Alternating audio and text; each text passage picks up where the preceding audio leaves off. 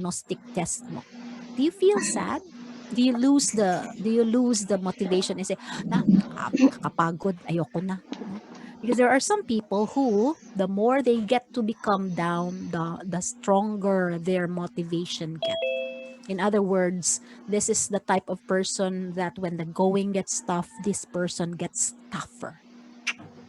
Ganun yan, ha? So, motivation is also a learning style. So, are you the type of person na naglalaro ka ng game? You're playing a computer game. How many of you would continue to play the game until it ends, even if you're already losing by a number of points? Or how many of you will reset the game to start all over again because you don't want to have the failure? Learning style din yan. So, ayun yan ha. Okay, another one, sense of responsibility.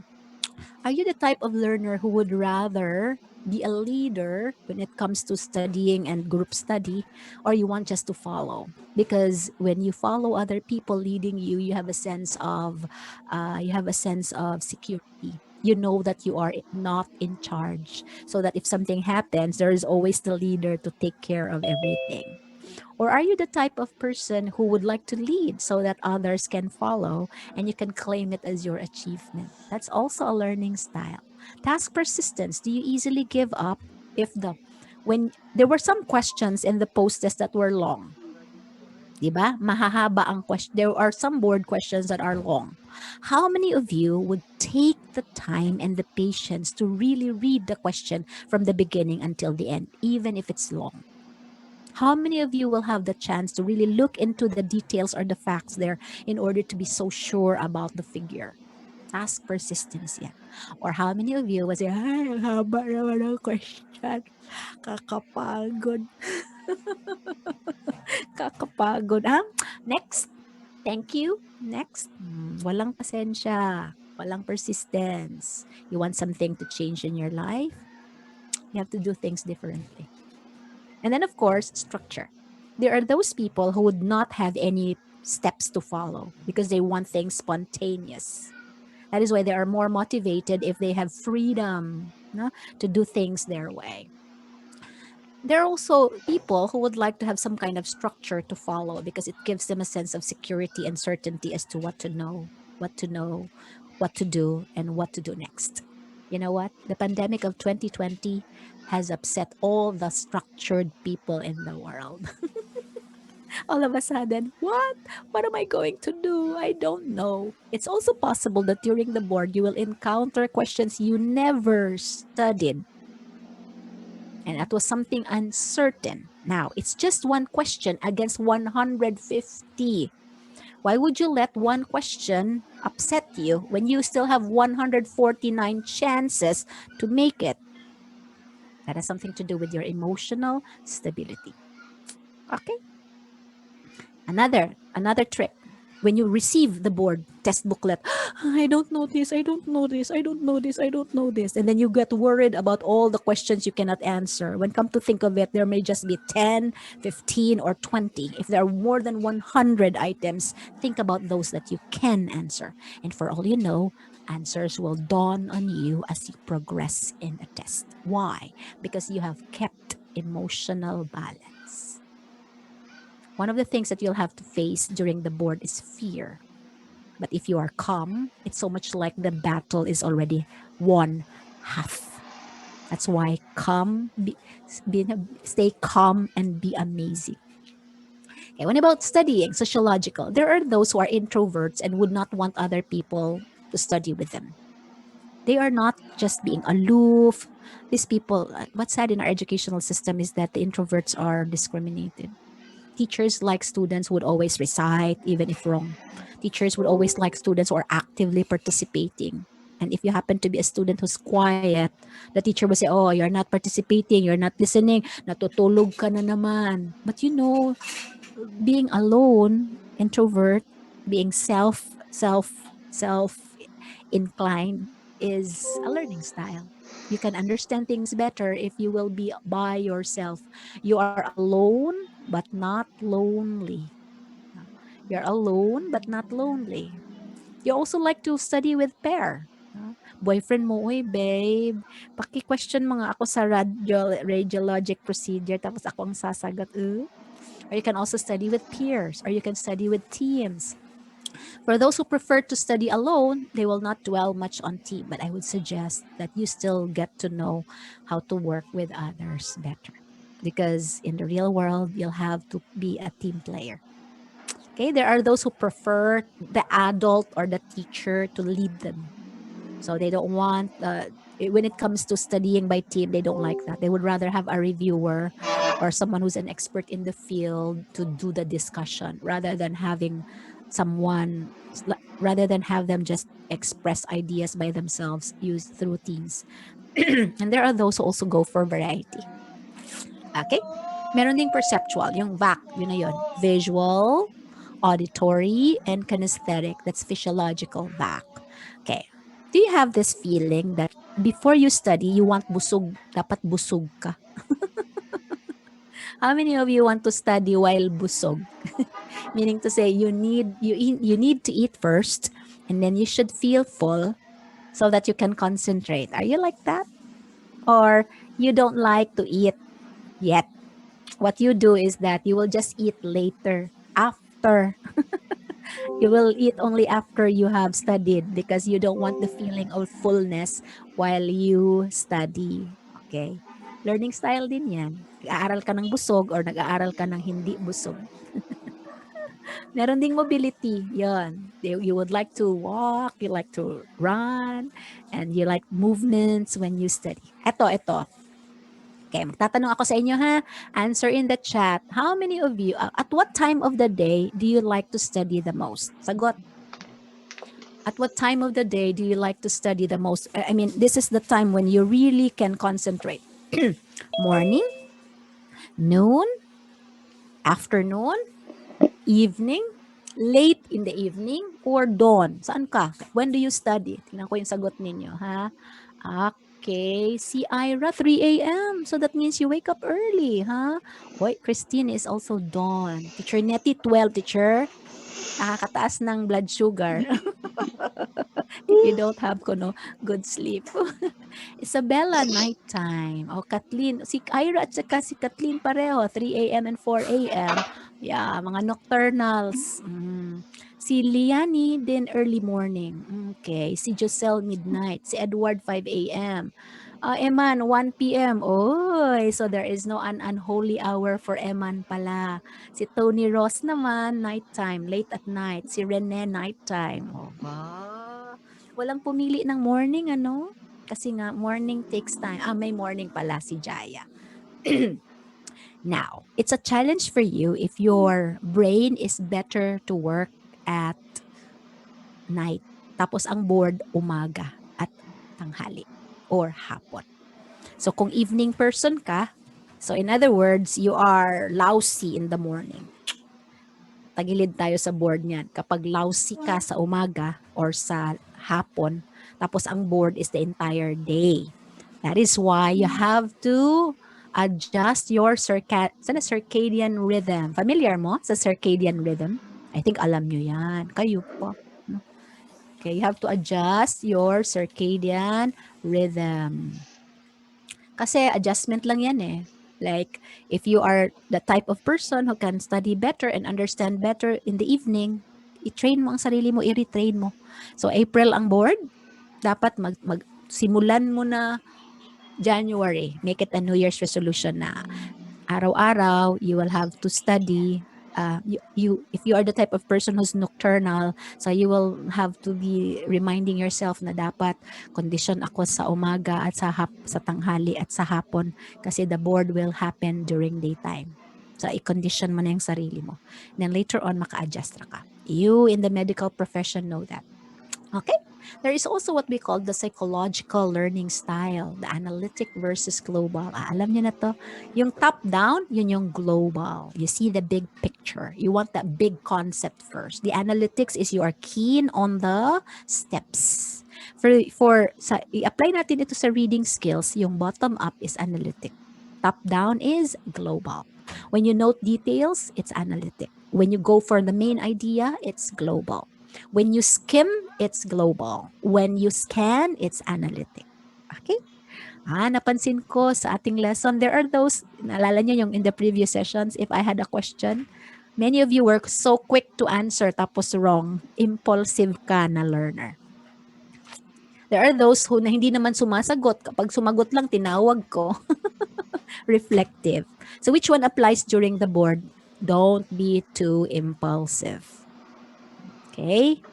Make sure that you manage your impulse. Just because the test is easy does not mean you will take it for granted, because you have to warn yourself against being reckless, and sometimes the easy questions the question may look easy, but it's not really easy. It could be tricky. Okay, yung mga tanong ko dito sa diagnostics, lalo na sa items 41 to 50, are all about strategic reading. Okay? So, upon knowing your learning styles, you can better prepare yourselves for the board. Or your knowledge of your learning styles will help you cope when you meet the challenges of taking the board questions, and some of these are quite uncertain. So, what is the key? The key is to you. The key is you. You cannot blame your reviewer for not giving you the correct the questions that will come out word for word. Do not believe if you there are people you hear who will tell you, you review in our review center because our materials are guaranteed to come out in the board. You know what? There are two things that are possible. If it is true, then it is illegal. It's unethical. And if there is someone who will investigate, you will be implicated. The second possibility is that that person is telling a lie just to get your money so that you will enroll in the review center. I know that because I have a review center. My advice is to be true, be honest, keep the integrity, because when you deserve to be a licensed rad tech, you will get it. If it's not this year, it could be in the next, for as long as you do not give up. That is why you have to always begin with this purpose. Do I really want to become a rad tech, licensed rad tech, radiologic technologist? Because if that is what really that you like, because no one chose it for you, not your parents, then you will always find a way, the drive and the motivation to succeed, because that's what you want. You have to want it so badly that it becomes true. Okay? You have to make it such an obsession that you think about it when you're awake, you dream about it when you're sleeping, you think about it in between when you eat. That becomes so obsessed that it becomes true. No? Law of attraction. Okay? Next time, ito na. The highest reward for a person's toil is not what they get for it, but what they become by it. Iniisip niyo, oh, hindi ako makakatanggap ng award ngayon, reward ni Teacher Mardy kasi hindi mataas yung difference ko or this or that. You know what? It's not about the award. It's not even just getting a score. My question is this. Have you changed? Diba? Ilang araw na tayo magkasama. Ika-5 araw na ngayon. Has there something, may na-change sa iyong mind at heart? Sagutin niyo nga ako privately sa chat. May nagbago? May nagbago ba sa iyong sarili? 'Di ba? 5 days, no? Since kailan ba yun tayo nagsimula? December 9, 10, 11, 12, 13. Yung araw na pinagsamahan natin na we were studying together, especially those who are consistently attending the class. Has there something that changed? May nabago? Kasi kapag may nagbago, and especially if the difference is positive, then it means it's what you have become, and not because you got it. No? A lot of people are so in a rush to reach the destination, they miss the trip along the way. They miss the fun of the journey. So which one matters the most? More, the journey or the destination? The companion. Of course, it is in the process that we become. That's why take patience. Do not rush, because life is not about a competition that you should be at the beginning. Bakit? Kung nag-graduate ka delayed kasi nga working student ka, you cannot underestimate or undervalue your achievement. The fact that you finish college is an achievement already. The fact that you finish rad tech is an achievement already. Kasi nga sabi ko sa inyo, kapag mag-take ako ng lessons nyo, hindi ako papasa. Therefore, you are a lot better than I am. I just happen to be good at this because this is what I do. That's why aspire to also be better at what you are doing. Okay? Right? That's why it is important that you manage yourself. Huh? Kaya kapansin nyo dun sa discussion natin sa Schoology, I would always ask you, what is your weakness? What is your strength? Why is it your weakness? Why is it your strength? What are you going to do in order to perform better? All those are questions to self manage because there is no one who can make us better, not even perk, not even your dean, not even your college, because the desire to improve is always personal. No one can force us to be someone we are not. We can pretend to do better, but if it's not sincere, it will eventually fade. That's why the key to surviving the uncertainties of life is for us to be able to monitor our reaction, monitor how we respond, and then we check on what we can do better so that we can correct our mistakes. Or if ever we are already good at something, we can continue to get ourselves polished. It's not the lack of resources that makes us incompetent. It is the lack of the will to learn more. Now I can imagine That what is why the greatest disability is not physical. huh? The greatest disability is attitude, if our bad attitude. Okay, so I wonder if you've heard of the Pomodoro technique. Nakarinig na ba kayo ng Pomodoro? Sinong nakarinig na ng Pomodoro? Actually, the word Pomodoro is tomato. It's tomato. It's tomato. Nakarinig na kayo ng Pomodoro. Si Nettie, Teacher Nettie, nakadinig na ng Pomodoro. So, how are you going to do Pomodoro? Okay, di ba you're going to study for the board? This is not about answering the board questions, ha?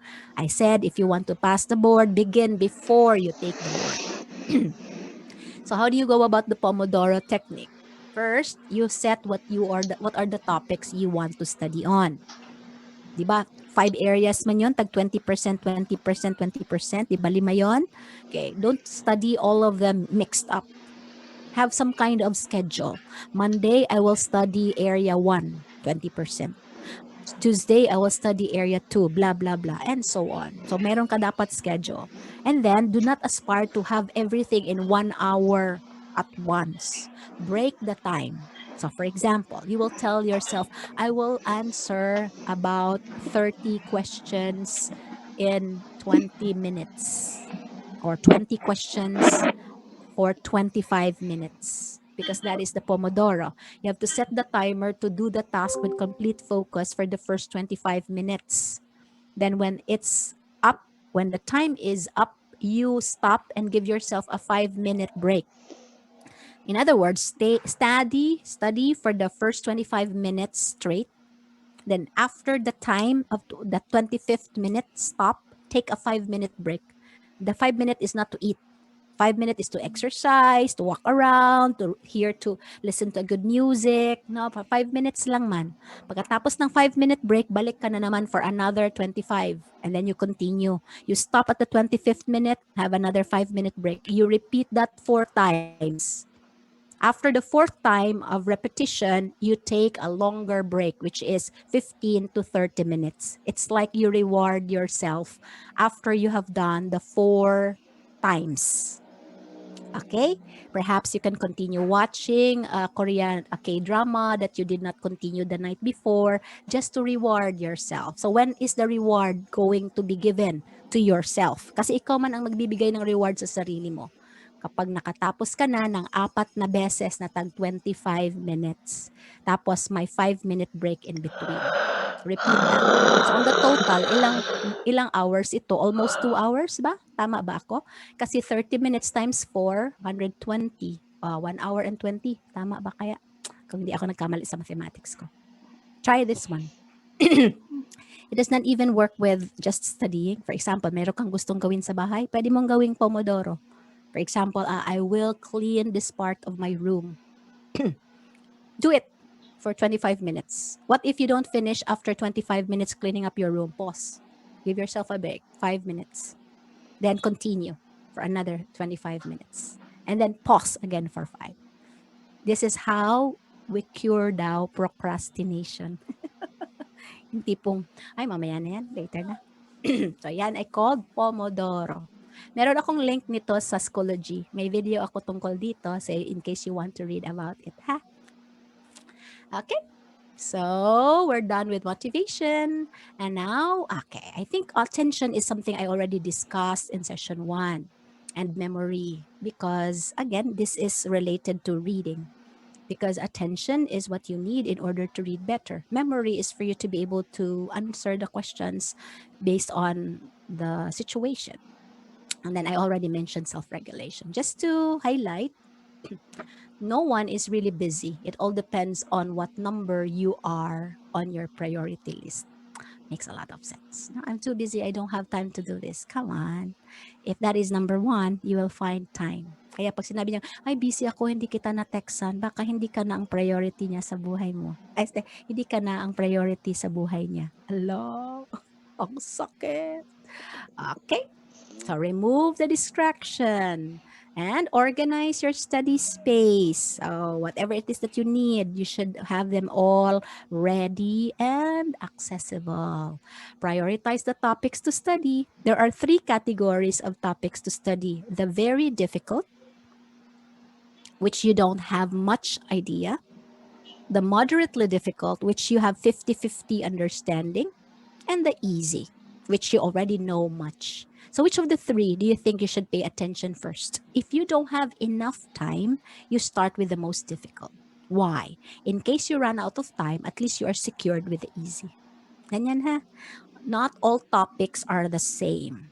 That's why assess the topic. Is this topic, radiologic procedure, the most difficult for me? Then I will put that as my top priority. Is patient care the easiest for me? Then I will put that at somewhere the lower. Because if I run out of time, at least I already know about patient care. I already know about ethics and jurisprudence. No, but here I think I have problem with imaging, production, and interpretation. So ito yung bibigyan ko ng time. So in other words, give time. You don't spend the same time on all topics. That is what we call self-regulation and time management. Assess which one is the most difficult that will require more time. Ganun din pag nag-take kayo ng board. When you receive the test booklet, do not answer right away. Isa yan sa mga tanong ko sa post-test. What do you do when you receive the test booklet? Survey the test booklet. Skim, di ba? Apply the verb, apply the reading skill, skim. Skim from item 1 unto 150. Do not answer right away. Skim all through the test booklet pages so that you will see the entire, so that you will have a big picture or idea. Okay, I think there are some questions somewhere on the 3rd page that I know and easy. There are some questions on the last 3 pages of the booklet that I think may be difficult. What are you doing? You are skimming in order to get the general feel of the test so that you will know at what part in the test you will slow down or speed up. Ganon ha. Huwag yung you treat every item kasi 'di ba sa reviewer sinasabi, read the item and then time the item 3 what ilang minutes ba? Yung sinasabi dati ng mga reviewers na nga, for every item, spend this number of minutes. That's not true. I don't know ha, but ako practically, I don't find it really practical na you will spend the same amount of time for each item because every item has a level of difficulty unique. May item na mahirap, may item na mahirap na hindi mo talaga alam ang sagot, may item naman na moderately difficult pero if you give it more time, you will be able to figure out the answer. Yun yung mga analyze, mga apply, no? Yung mga pinag-aralan natin kahapon. Meron din na mga questions marami sa RadTech na knowledge.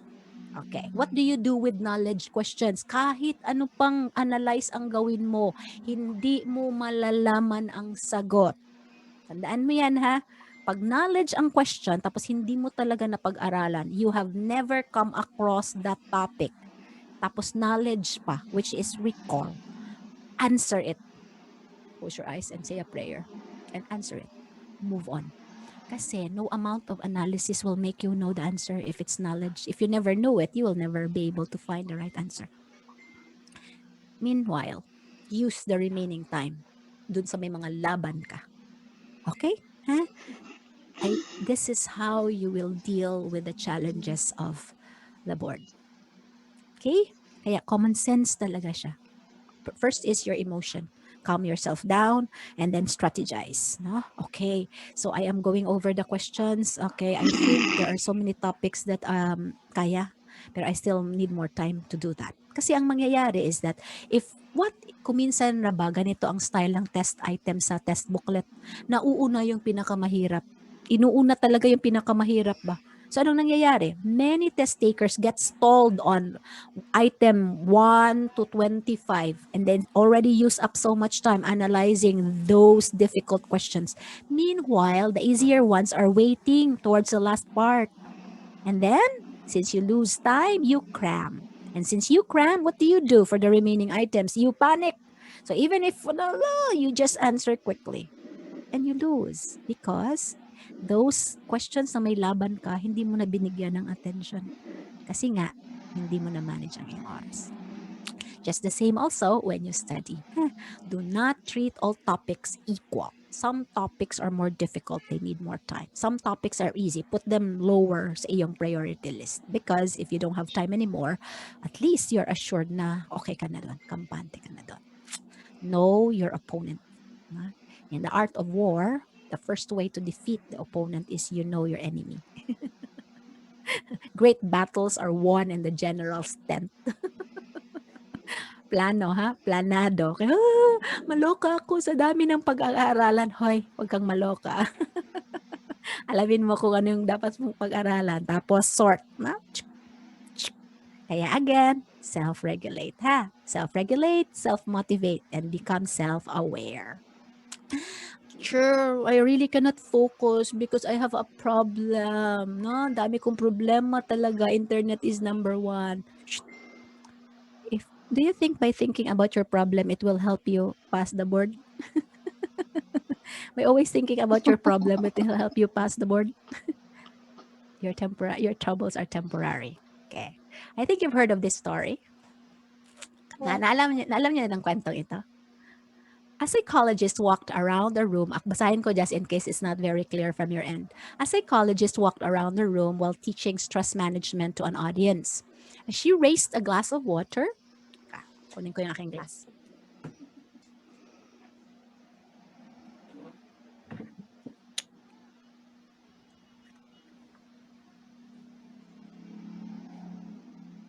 Water. As she raised, in this case, mug. As she raised, I love her. As she raised a glass of water, everyone expected that she'd be asking, is the glass or is the mug half empty or half full? That sort of question.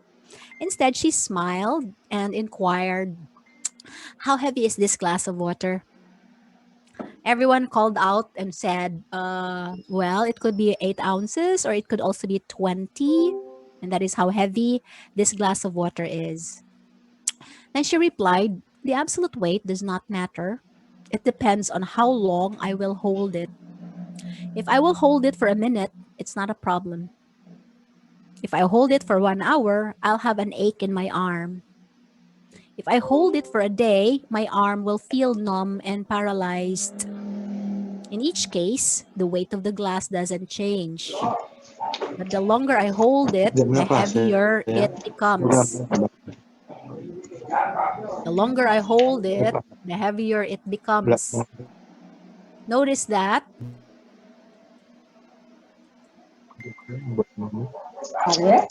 Charles, your microphone. Notice that the longer I hold the glass, the more painful it gets to my arm. Did the weight of the glass change? No. Did the amount of water inside the glass change? No. Why is it that it's painful when the glass did not change in weight? Or the water did not change in volume. Why is it that my arm is aching even if my glass of water hasn't changed a bit? It's aching because I have been holding it up for 1 hour. So, what will stop me from feeling all the pain, or at least all the problem and its consequence and its ramifications? Put the glass down. So, in other words, the stresses and worries in life are like that glass of water. Think about them for a while and nothing happens. Think about them a bit longer and they begin to hurt. And if you think about them all day long, you will be paralyzed and incapable of doing anything. That's why, even if you have thought of your problems again and again, your problem will not get solved. So remember to put that glass down. Because who knows, tomorrow the problem will solve itself. And if it doesn't solve itself, there'll still be another day. Think about the troubles you had 10 years ago. They are not your troubles anymore. Think about what troubles you will have in the future and how much your life could become better. Okay? That's why troubles are temporary. And that is also how to improve our attention. Ha? So, dami kong problema. Oh, pag iisipin mo yan, mawawala. Hindi. There was a guy ba who had a problem. He said, "Bye, mag-inom tayo.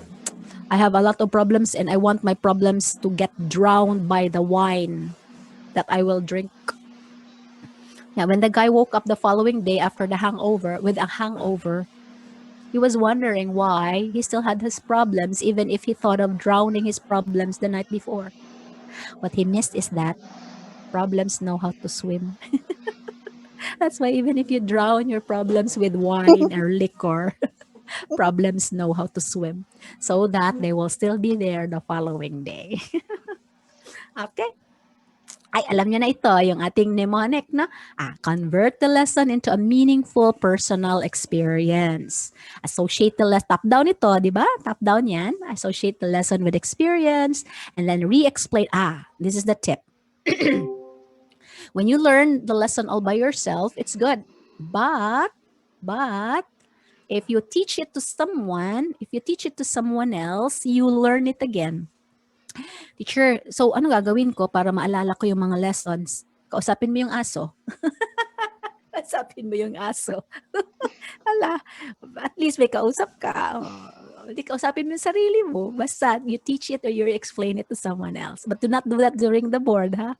The proctor will disqualify you. I'm talking about before the board. Visualize the lesson like a movie in your mind. Na na na na na na. Na na na na na na. Okay, here's another thing. Di ba you will attend a review for the board? Make notes, not just take notes. What do I mean by make notes, not take notes? Your reviewer will give you notes, but those are just words. What you will have to do is convert those notes into your own words. Because when you do that, the notes become personal and you will not forget. Besides, when you make notes, even if it's just a repetition of what you heard, it's called rehearsal. Rehearsal. Rehearsal ang tawag dyan. Yung nag-highlight ka ng mga keywords sa paper, rehearsal yan. When you repeat the words or the lesson to yourself, rehearsal yan. When you rewrite it using your own words, rehearsal yan. Rehearsals are good for the memory. Okay? Teacher, what if despite all these things ba, hindi ko pa rin maalala yung wala talaga akong alam dun sa sagot na factual?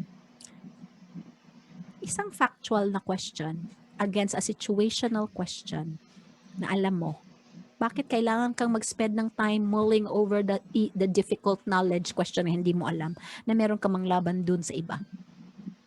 Focus on what you can do, not on what you cannot. Okay? Alam niyo na yung mnemonics natin, ano?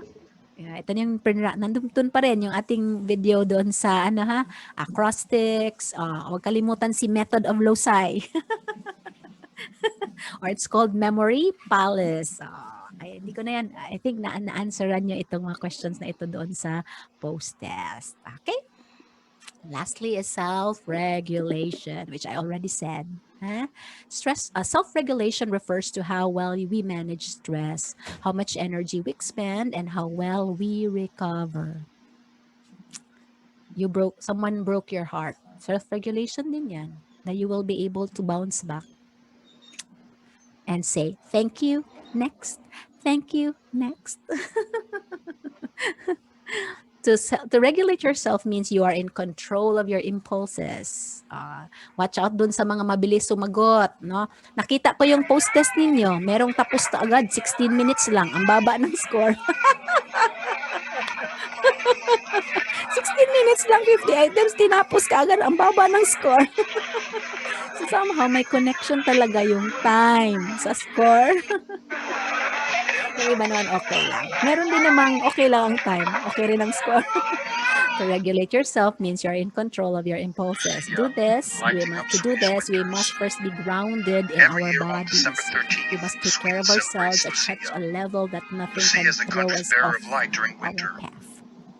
This takes discipline, creating habits around our most basic needs. Good food, good sleep, good movement, and good relationship. That is why I think I would like to focus on the last, the good relationship. As you prepare for the board, diba, nagdadasal ka. As you prepare for the board, diba, nagsisimba ka, nagdonovena, for the Lord to hear your prayers. And then you tell the Lord, Lord, please, maawa ka sa akin. Sana pumasa ako sa board. Alam nyo, that is a good prayer. But I think, even before you ask for the Lord's mercy, you should first give mercy.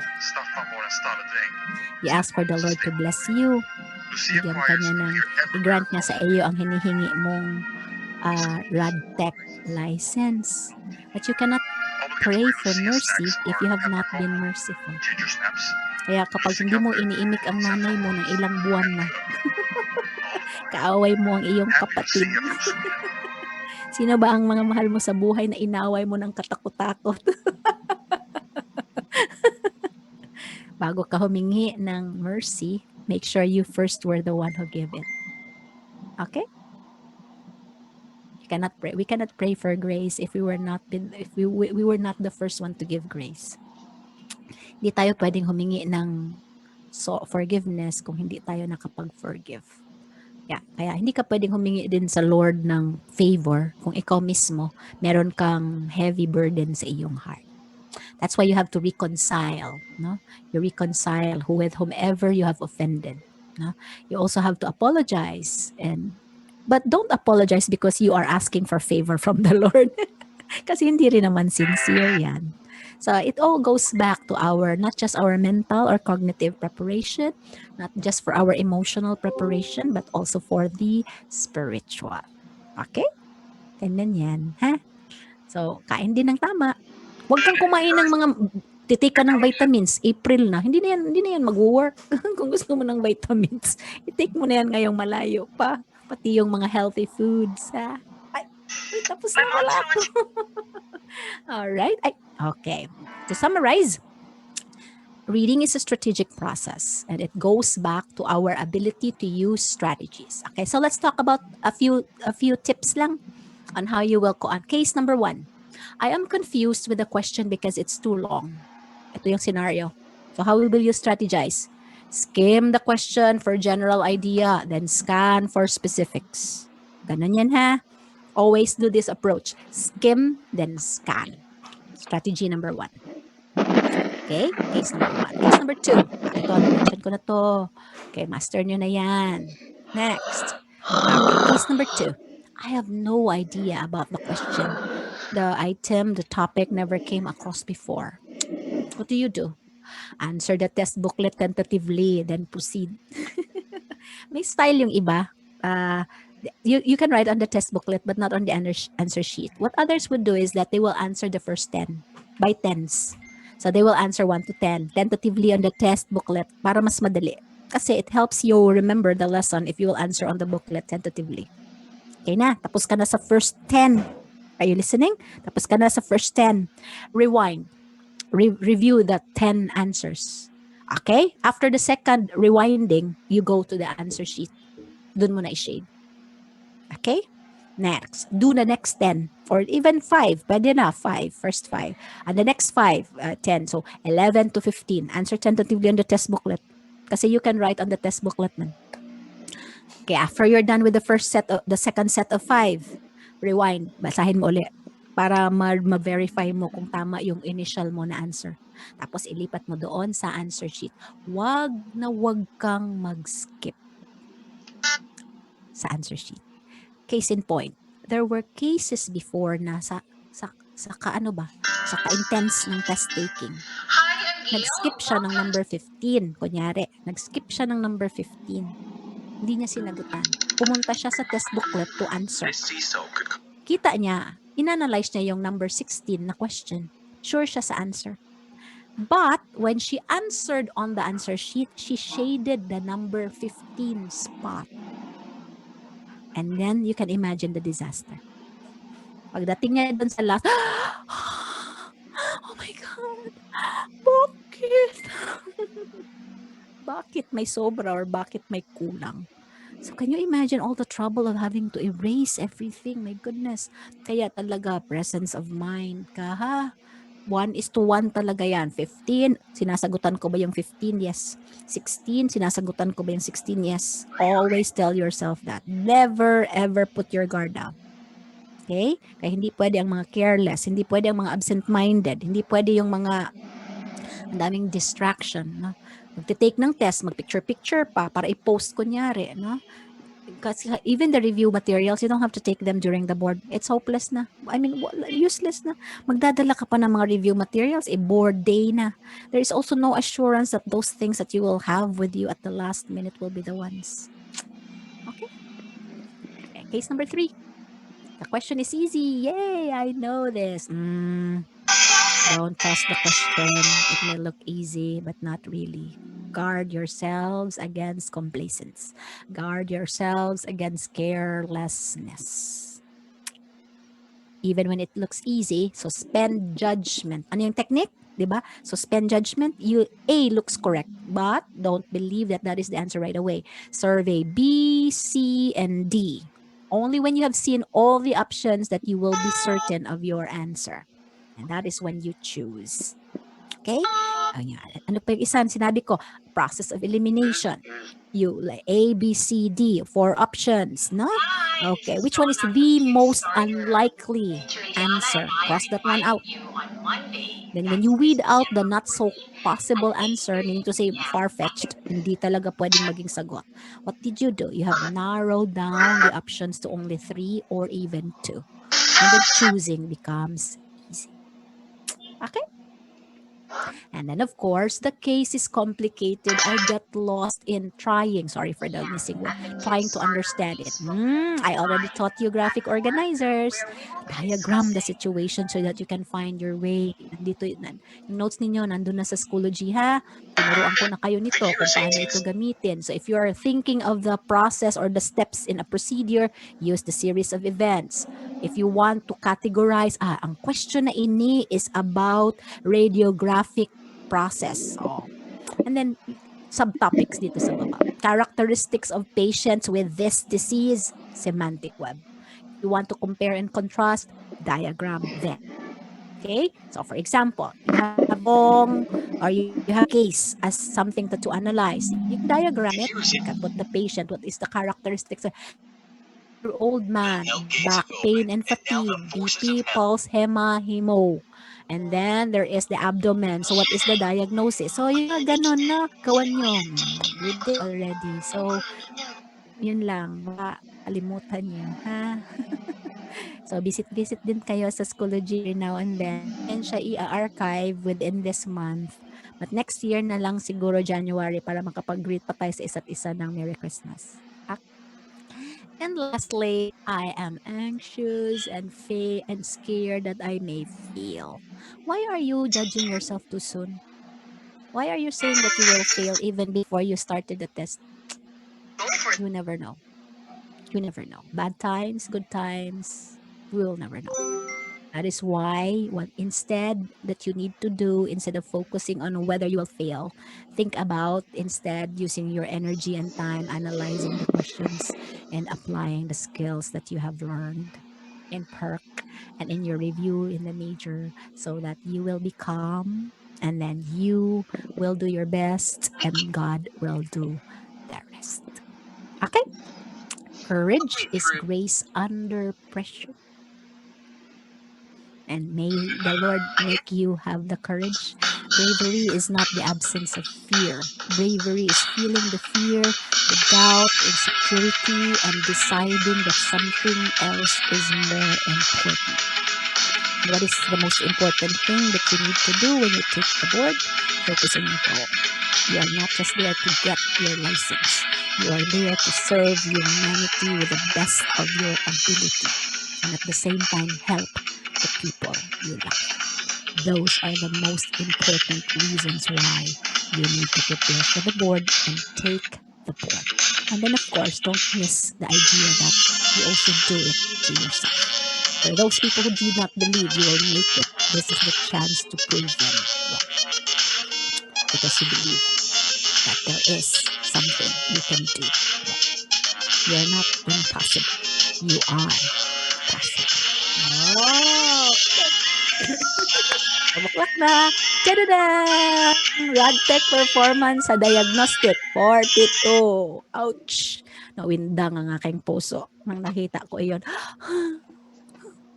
Bakit 42? Hindi man lang umabot ng 50% sa Radtech na diagnostic, ha?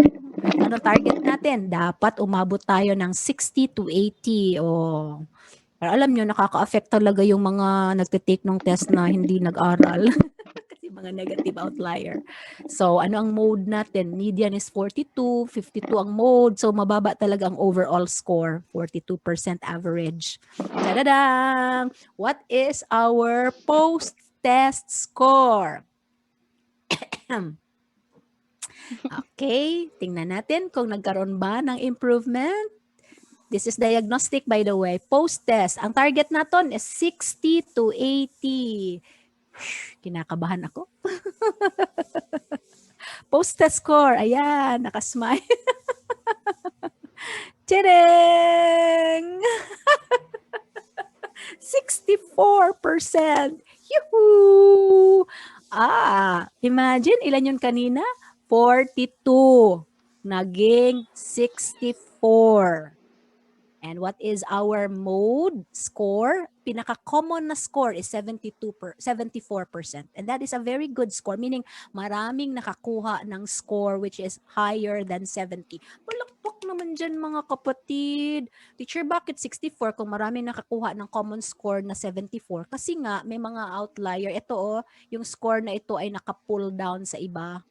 Pero on the overall, if you look at the mode is 74, which means many got a score of 70 and above. Sa diagnostic, imagine ang atong mode is 52. Mode na to is 52. Pagdating sa post-test, our mode is 74. Uy, that's a lot of accomplishment. Congratulations! Given this number of days, what more can we do if we had like more days, no? Pero just like what they said, there is always such a thing as beginning and end. And I'm so very proud of you, Radtech, RCI. And from the bottom of my heart, I would like to say salamat gid ninyong tanan sa inyong pagsalig. No? Thank you very much for your trust and confidence. For me, I am really happy that we met. Although it makes me a little balang ulo, I wish I could have seen you personally bala. Nagkita gidya, nagkita tayo, pero sige lang, darating ang araw siguro kapag Radtech license na kayo, magkita tayo, who knows? And then I was even having this kind of training ba, and I was telling the participants, sana magkita tayo ha in the future. Kaya lang, we never met man personally, so you will never know it's me. Then one of the participants said, no teacher, I will know it's you. Ko why? All you have to do is laugh. pag tumawa ka, alam ko ikaw yun. Kaya I always laugh. That should be my distinguishing mark. Congratulations, Radtech peeps! Yahoo! For all, laban Radtech! Yay! I also would like to say thank you kaayo ninyo sa inyong support.